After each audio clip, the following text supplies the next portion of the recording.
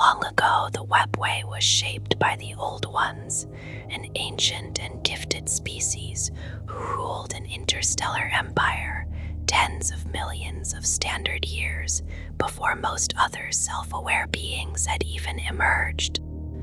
They fashioned it as a hidden road between worlds, a way to cross the stars without braving the shifting tides of the warp. The ancient Eldari learned this secret art from them and soon mastered the labyrinth dimension. Through its winding paths, they extended their realms to the furthest corners of reality, gathering knowledge that has since faded into silence.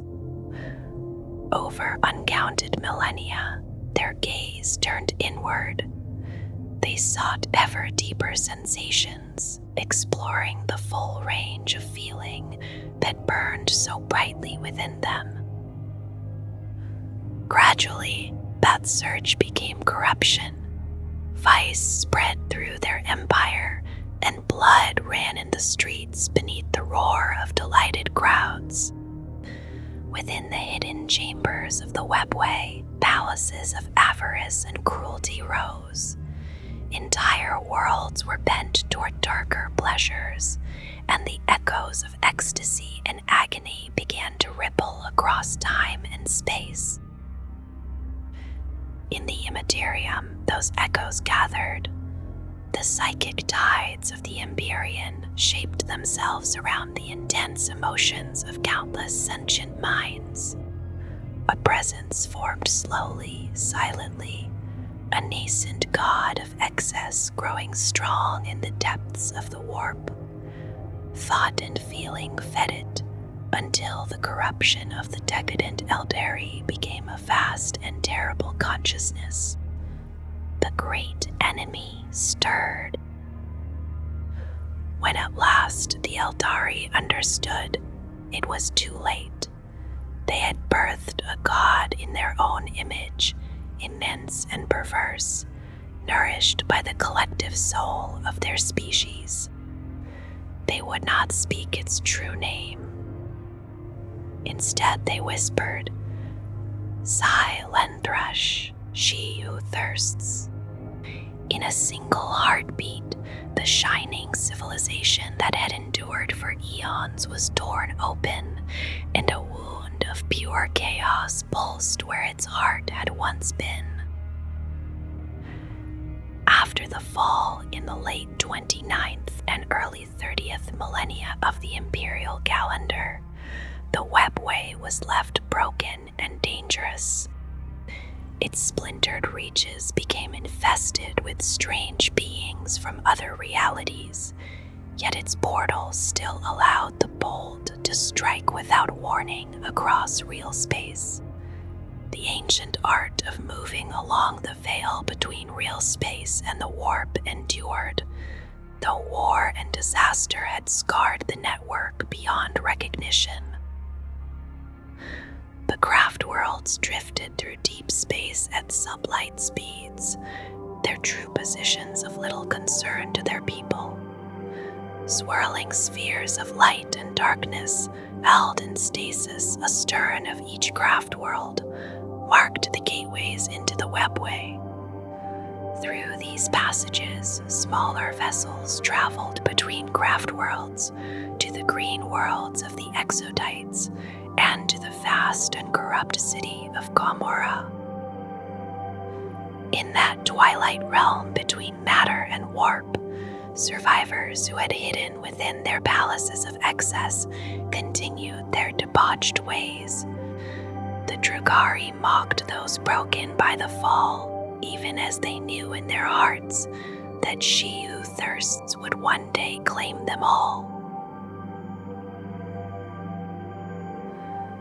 Though the Webway still binds many Eldari worlds together, the violence of the fall has left it scarred.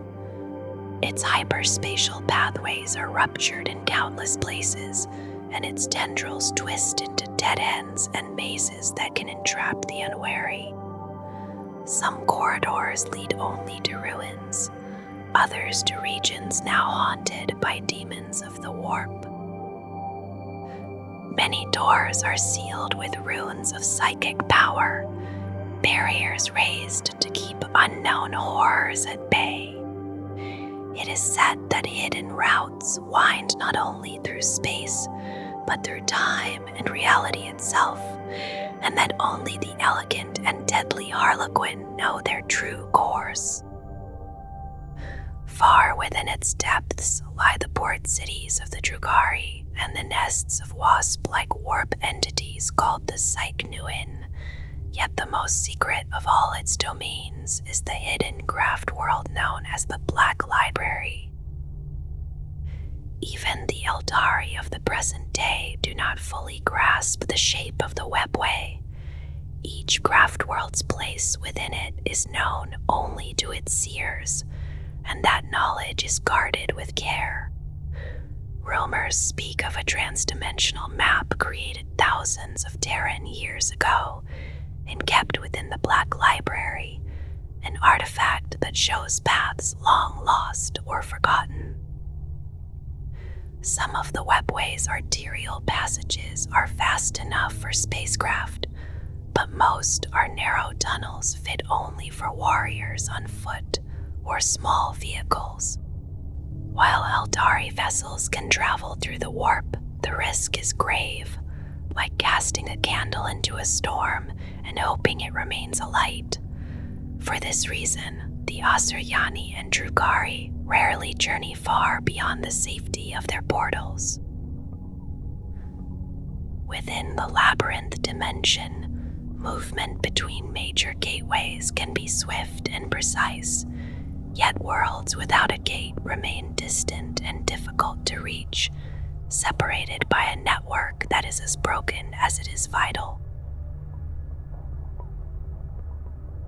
When the Dathodian came, known in the Imperium as the Cicatrix Maledictum or Great Rift, a vast surge of warp energy tore across real space. Many arterial spars of the Webway were shattered in that moment. Whole regions were cut away and left as isolated islands, abandoned and silent. Rhone gates ruptured, and some were swallowed by the hungering realm of chaos, their passages opening into howling rents in reality. Yet beyond the Webway, the devastation was greater still, for the Great Rift split the galaxy in two. Countless human worlds were left in darkness, unable to communicate or travel as they once had. The Drukari rushed into this shrouded hunting ground. From worlds once thought impregnable, they harvested slaves in numbers greater than ever before. Each day, the Imperium struggled to reclaim its lost territories, and each day, more captives were taken to Camorra.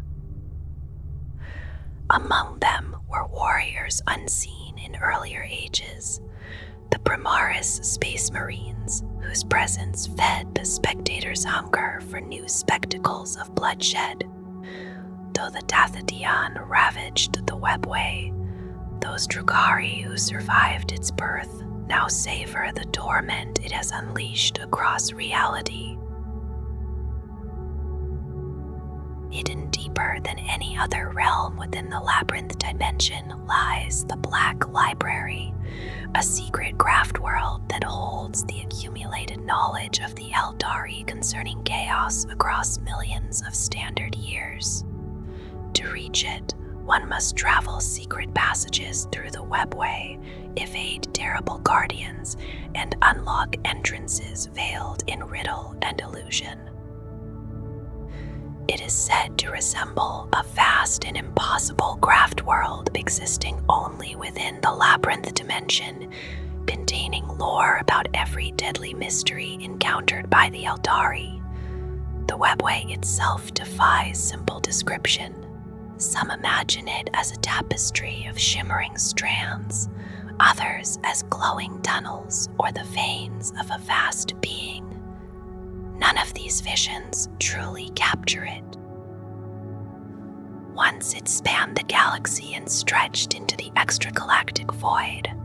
Now it is ravaged, many tunnels torn open or severed, many entrances sealed by the Eldari to deny their enemies.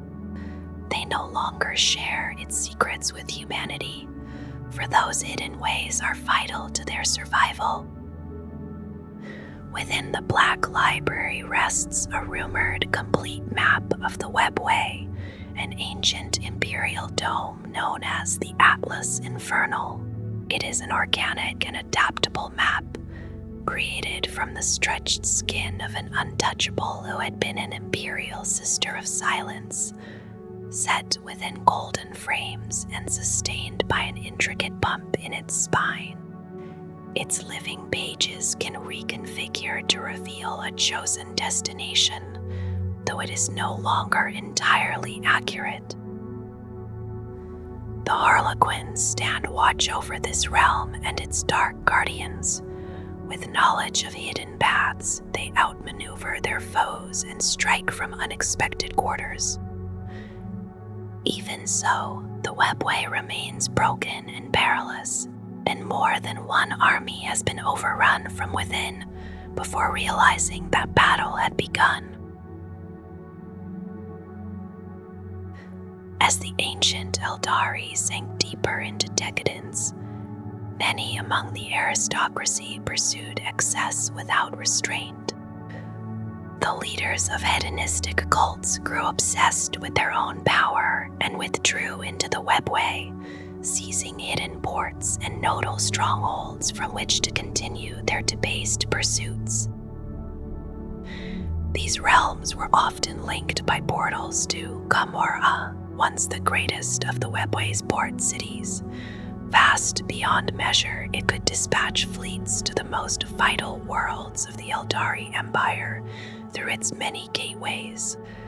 Because it lay outside the jurisdiction of the ancient councils, it became a refuge for those who wished their deeds to remain unseen. Those who sealed themselves within the Webway did not escape the fall untouched. Instead of losing their souls in a single moment, they felt them slowly drain into the warp, consumed over time by she who thirsts. In response, they learned to sustain themselves on the suffering of others. Where the craft world Eldari relied upon spirit stones and infinity circuits, the inhabitants of Gamora fed upon agony. By steeping themselves in extreme acts and drawing psychic emanations from sentient victims, they nourished their withered souls and became immune to time's passage. Thus were born the Drukari, dark and parasitic, living upon anguish to stave off the death of their immortal spirits. Gamora itself appears as a composite urban realm of impossible scale within the Webway. Thousands of starships dock at its spires each day, and countless alien mercenaries and human renegades risk their souls to trade there, hoping to grasp some fragment of the Dark City's terrible wealth. In the late 30th millennium, during the unification wars on Terra, the Emperor of Mankind uncovered a portal beneath a vast desert on the Terran continent of Asia. It led into the ancient tunnels of the Webway, constructed by a Xeno species older than the Terran sun. There he found the core of the psychic amplification device that would become the heart of the Golden Throne. Over centuries before the Horus Heresy, he directed thousands of Adeptus Mechanicus tech priests to adapt the throne into the nexus of his secret great work, the Imperial Webway project. Through it, he intended to open the Eldari network to humanity, creating a portal from Terra that would allow instantaneous travel between the worlds of the newborn Imperium and free mankind from reliance upon the warp and astro-telepathy. The gate, the conduit, subterranean tunnels were both physical and psychic in nature. The alien structures generated their own shielding, but the human-built portal required the Emperor himself to maintain a constant psychic sheath, sealing it against demonic intrusion.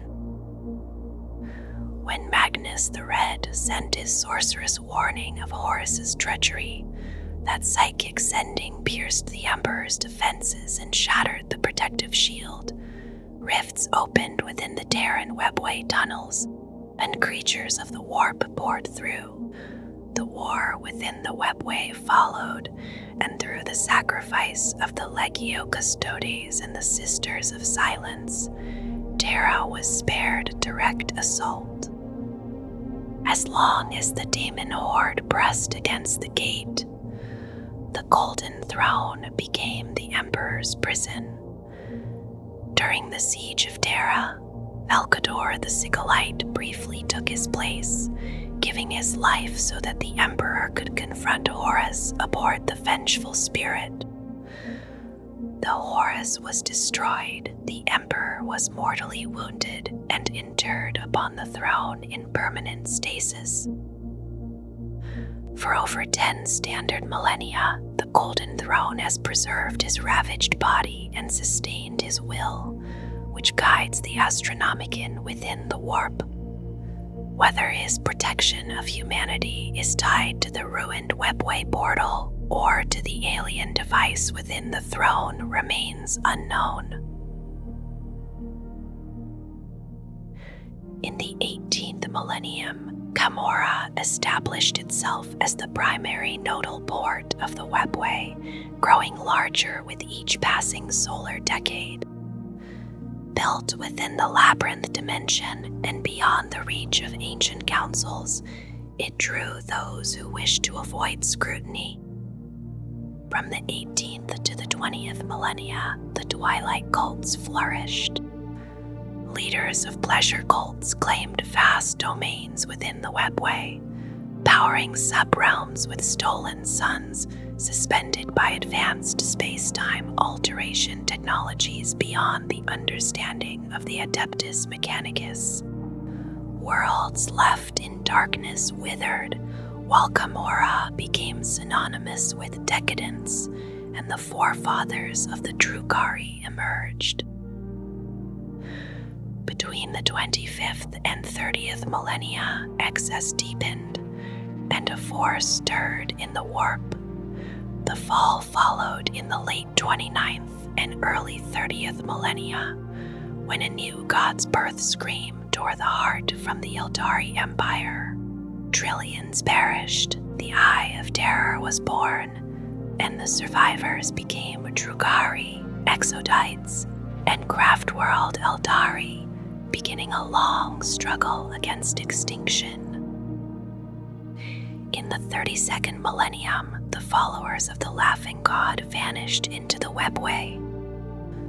Centuries later, in 641 of the 33rd millennium, the Harlequin mask of the Midnight Sorrow returned at Leyen Nuad to strike Slaneshi demons. In the 37th millennium, Astruba El Vect revealed hidden portals and forged the Great Gates, expanding Camorra through centuries of civil war until only Shaddam remained autonomous.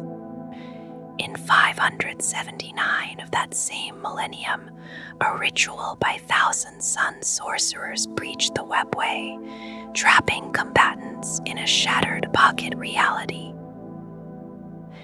In 514 of the 38th millennium, Craftworld Ulthway and the Jade Knife Cabal clashed within the broken spars, ending in uneasy truce. In 1998 of the 41st millennium, Ahriman led Thousand Suns warriors toward the Black Library, only to be driven back by Harlequins and allies from Craftworld Ulthway and Craftworld Lugganath. The breach was sealed, but a section of the Webway was lost forever. The Webway stretches through hidden dimensions, its arterial passageways vast enough to bear voidcraft in silence, while narrower tunnels guide small strike forces and light vehicles along their winding paths. Through this hyperdimensional construct, the Eldari of every kindred move across the galaxy, slipping between distant worlds to wage their wars. They could cross the warp itself, yet they seldom choose that road. The depth and range of their emotion burns brightly within the Empyrean, and such a psychic presence would draw a great demonic host to their vessels. A journey through warp space would become perilous, crowded with unseen predators stirred by their thoughts and feelings. So they keep close to their portals. Worlds that lie only a few light years from a gate remain within easy reach, for a passage through the Webway is swift, almost effortless for their fleets. Between its major gateways, movement feels fluid and assured. But planets without a gate, or those that drift beyond that narrow span of distance, remain frustratingly distant, as though set behind a veil that cannot easily be crossed.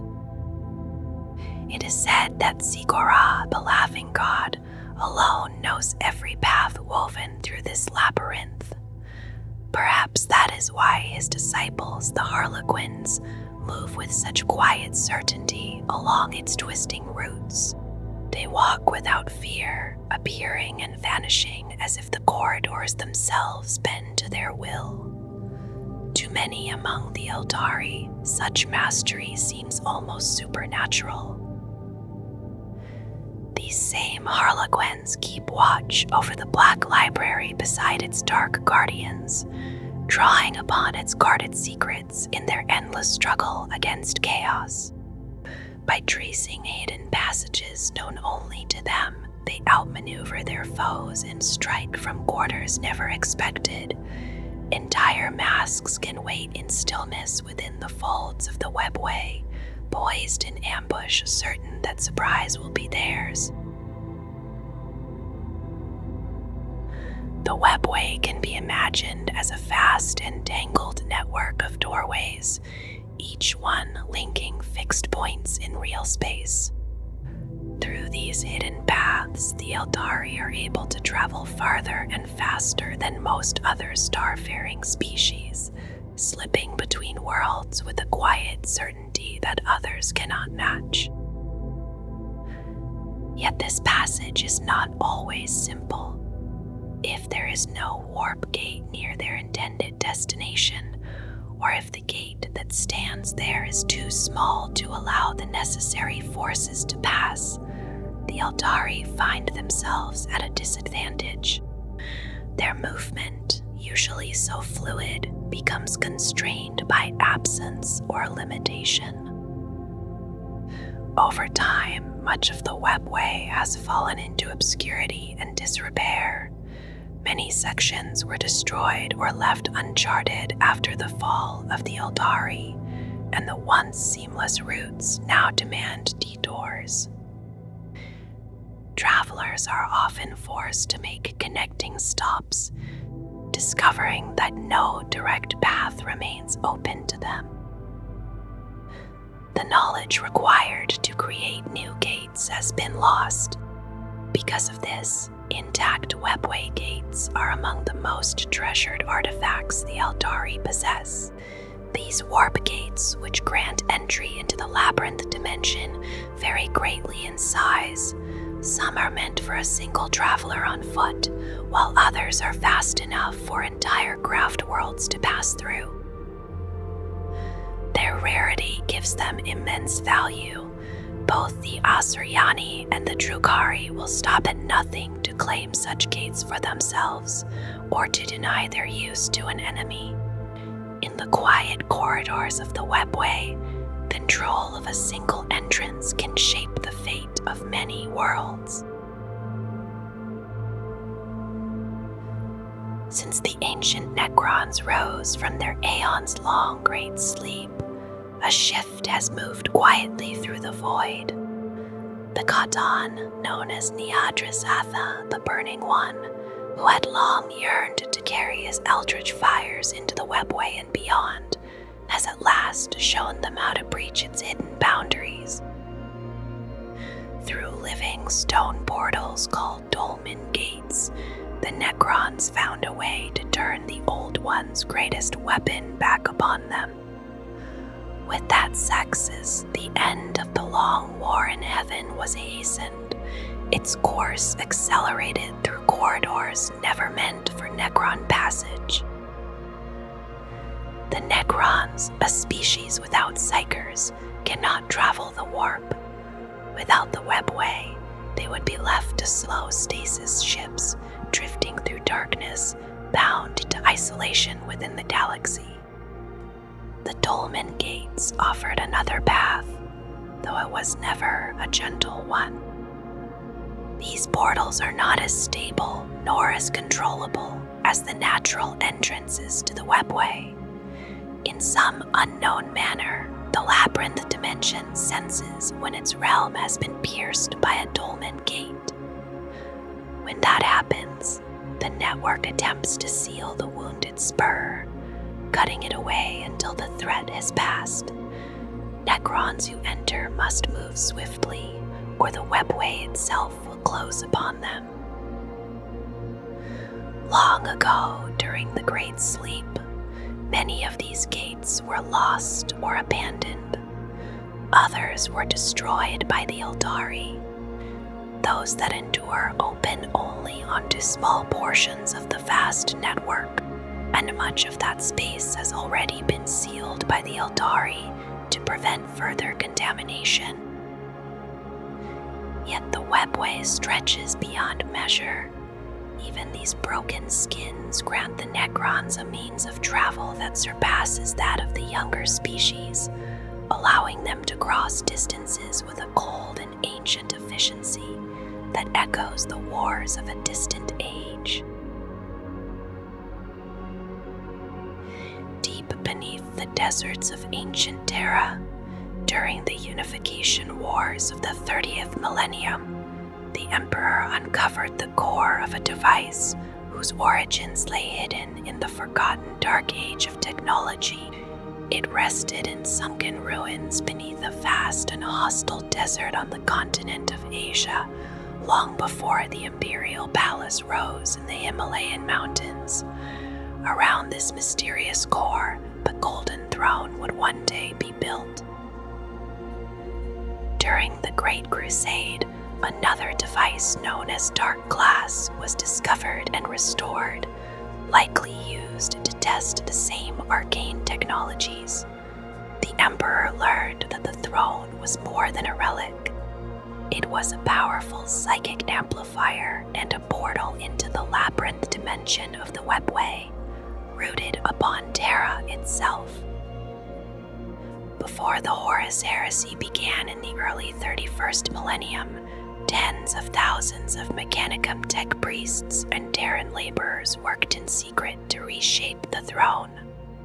It would become the heart of the Imperial Webway project, a hidden endeavor meant to open the Eldari Webway to mankind. Through it, humanity would travel instantly across the galaxy, freed from the dangers of the warp. The worlds of the newborn Imperium would be bound together without distance or delay, forming a unity unlike any before. The Emperor believed such unity was essential in a perilous universe. By abandoning warp travel, humanity would no longer depend on psychers such as navigators and astropaths. The threats of warp entities and the Immaterium would fade. Devices called Oculum test stations would identify latent psychic genes among the population. And through advanced genetic science, the Emperor intended either to remove the mutation entirely or guide humanity's evolution safely within the shielded Webway. In either path, the hold of the ruinous powers would weaken. Demonic possession would lose its prey, and chaos would find fewer willing vessels.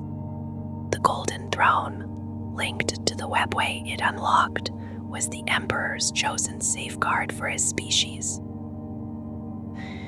Installed beneath the Imperial Palace in the vast laboratory known as the Imperial Dungeon, the throne became a towering machine chair suspended above immense golden doors. These doors opened into the Imperial Webway extension and were said to be large enough for a Warhound-class scout titan to pass through without bowing. Thick bundles of cables and conduits bound the chair to the portal. The chamber itself was immense, broad enough to contain several full companies of space marines, and crowded with machines of unknown origin and stacked storage crates. Red-robed Mechanicum technicians and tithed laborers of the Adnectar Concilium labored constantly within its depths. It was said that only an immensely powerful psyker could operate the throne. Pieter Achilleus implied that perhaps one of the Primarchs had been created for this purpose, to sit upon it while the Emperor governed the Imperium. The Emperor's sorrow at Magnus the Red's betrayal suggested that the Primarch of the Thousand Suns had once been intended for that role.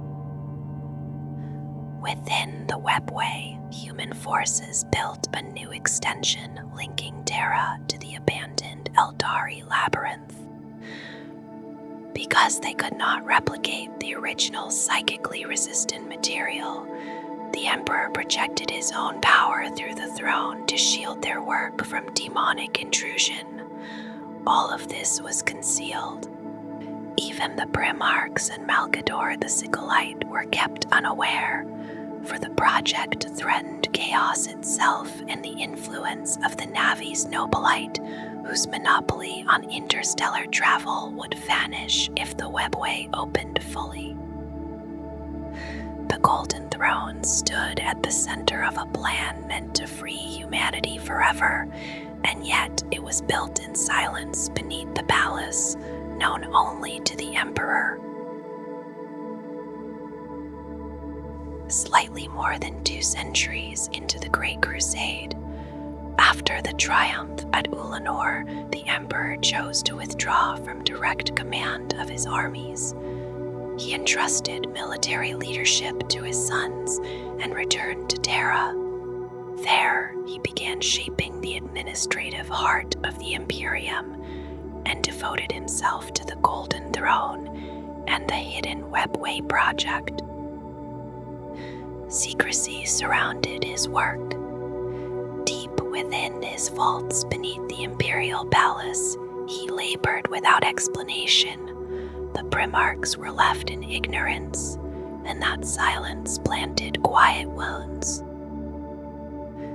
Malcador the Sickleite was named Regent of Terra and First Lord of the Council of Terra. Alongside him stood Gelborn Hal of the Mechanicum, Constantin Valdor of the Legio Custodes, and the leaders of the Astra Telepathica and other divisions. A new governing body had formed, yet the Primarchs had not been consulted. Some felt insulted, others betrayed. They believed power had been given to mortal administrators and the tech adepts of Mars, while they were set aside. Horus, newly appointed War Master, embraced his command outwardly, yet he felt the absence of the Emperor at his side. The grievances of pride and disappointment deepened among several of the Primarchs. Within those unspoken resentments, the dark gods of chaos found fertile ground. What began as silence beneath the palace would one day echo across the galaxy as the Horus Heresy. When the Horus Heresy erupted and months passed without word from the Emperor, Malcador and Rogaldorn were finally summoned before him. news of the drop site massacre had reached Terra, and at last the Emperor revealed the truth of the Imperial Webway project. Through this human extension of the ancient network, mankind would be united and shielded from chaos. Yet the warp gate and the short passage beyond demanded constant psychic effort to repel the entities pressing against it. At first, the burden had been light. Over time, it grew. The Chaos Gods moved to interfere. They tempted Magnus the Red with a vision meant to warn the Emperor of Horus's betrayal. In his attempt to send that warning, Magnus and the sorcerers of the Thousand Suns shattered the delicate psychic shielding around the Webway construct. Demons flooded into the human-built passages, slaughtering Mechanicum workers. The Legio Custodes and the Sisters of Silence fought desperately to prevent the invasion from reaching Terra. The war within those alien conduits was relentless. Though many demons were destroyed, more always came. Imperial defenders fell one by one, while the enemy seemed without number. Assaults drove deep into the defenses, at times nearing the conduit to the Golden Throne itself. A mighty bloodthirster forced its way to the gate, and only Sister Celia Haroda stood in its path. Her presence chilled the air and dampened the creature's power. With swift strokes of her frost blade, she banished the beast, but the effort claimed her life upon the threshold between warp and real space. As days passed, the defenders were driven back toward the throne. The Emperor's psychic presence burned like a star within the Webway, holding the demons at bay long enough for survivors to retreat. Tech priests and workers were evacuated first. Then the Silent Sisterhood and the Custodian Guard withdrew into the palace. The gate remained sealed only because the Emperor sustained it. From that moment, the Golden Throne became his prison. Only his power could keep the portal closed. Without it, Terra would be consumed. Later, Vulcan installed the Talisman of Seven Hammers within the Sanctum Imperialis, a final safeguard that would destroy Terra itself should the throne fail. The Webway project lay in ruins, and before it could ever be restored, the heresy brought war to Terra. 9 years after the first betrayals at Istvan, as Horus prepared his final assault on the Sol System, Malcador returned from gathering 12 individuals who would one day form the Imperial Inquisition. Through careful psychic concealment, he brought them safely before the Emperor. The Emperor told Malcador that he must take his place upon the Golden Throne while he confronted Horus aboard the Vengeful Spirit. Magnus had once been intended for this duty, but that path was lost. Malcador alone possessed the strength required. Before ascending, Malcador presented the 12 to the Emperor. 4 were mortal lords of keen mind and unwavering resolve. 8 were space marines, some from legions that had turned traitor, yet who had remained loyal as knights errant. The Emperor approved. Then Malcador took the throne. The strain was immediate and immense. Even for the Emperor, the burden had been great. For Malcador, a powerful but mortal psyker, it was overwhelming. Within hours, the task consumed him. At the height of the siege of Terra, Horus lowered the void shields of the Vengeful Spirit as a challenge. The Emperor accepted and teleported aboard with the Legio Custodes, Sanguinius, Rogal Dorn, and veteran Space Marines.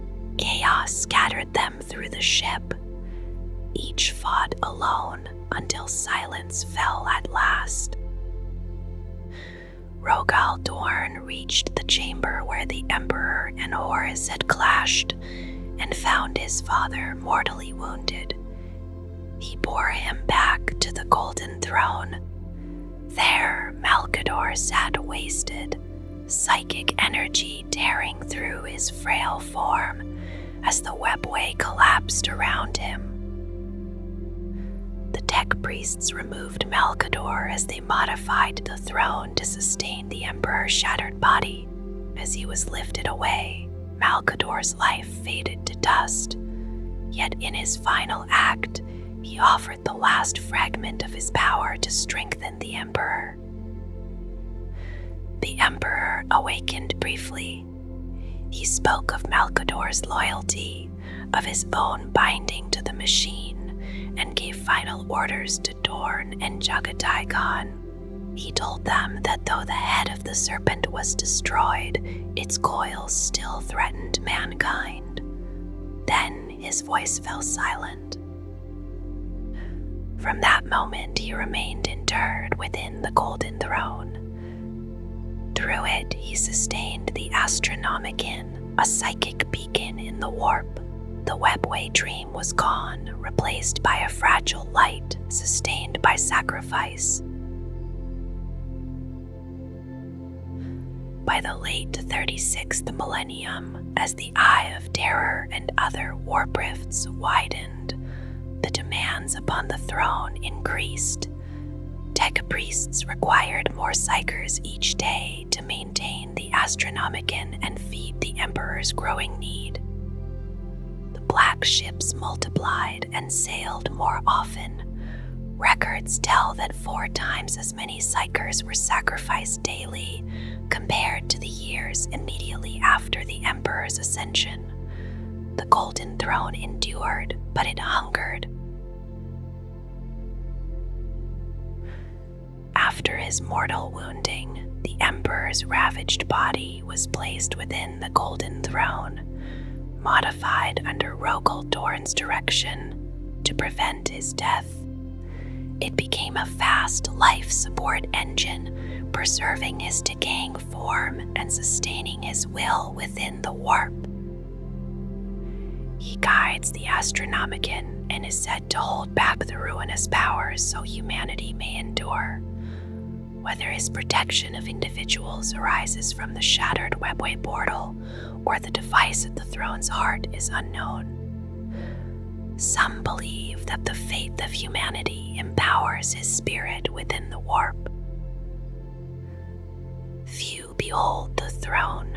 Most who see it are soon sacrificed to it, or belong to the Adeptus Custodes who guard the Emperor's body. The Astronomicon demands countless psychers each day. The black ships of the Adeptus Astra Telepathica travel the galaxy, collecting their tithe. As centuries passed, the mechanisms of the throne began to fail beyond the skill of the Adeptus Mechanicus to repair. After the 13th Black Crusade, its deterioration became clear. Some believe the Emperor's death would doom the Imperium, others that it might save it. Expeditions were launched into the Webway, including a Xanthite war procession that reached the cold oubliettes beneath Gamora, where a dark bargain was struck. Later, Shield Captain Heraclast Vidarian, with the approval of Captain General Trajan Valoris, set out aboard the cruiser Scion of Argo toward the Lost Forge world of Morvain, seeking a way to preserve the failing throne. And so the Webway and the Golden Throne endure, bound together by a dream that was never meant to fracture. The hidden labyrinth between real space and the warp still wins through the darkness, scarred by ancient decadence and the birth of a god, haunted by sealed gates and forgotten wars. Its tunnels remember brilliance and ruin alike. Within its shadowed arteries drift the patient craft worlds, rise the lawless spires of Kamor-A, and stand the guarded halls of the Black Library, where knowledge is hoarded against the coming night. Beneath the Imperial Palace, far from alien vaults and shattered portals, the Golden Throne hums with a different kind of memory. What was once conceived as a bridge into that labyrinth became instead a final barricade. The webway that might have freed humanity lies broken and contested, and so the Emperor remains bound to the machine that sustains both his life and his vigil. He does not stride among his sons, nor command from the front lines. He endures, holding closed what would otherwise pour through damaged paths and forgotten doors. Across millennia, breaches have opened and been sealed. Realms have shifted beyond mortal maps. The Astronomicon burns where a gateway once promised liberation, its fragile light sustained by sacrifice beyond counting. Around the throne stand silent guardians and tireless attendants, while the black ships continue their solemn passage through the stars, feeding a fire that must never be allowed to die. Thus, the webway remains a road between worlds, swift and perilous, fought over in secrecy and shadow, and the Golden Throne remains its unintended anchor, a prison and a shield binding the fate of humanity to an ancient network it could not master. Between those hidden tunnels and that silent golden engine lies the story of ambition and consequence, of unity sought and unity denied.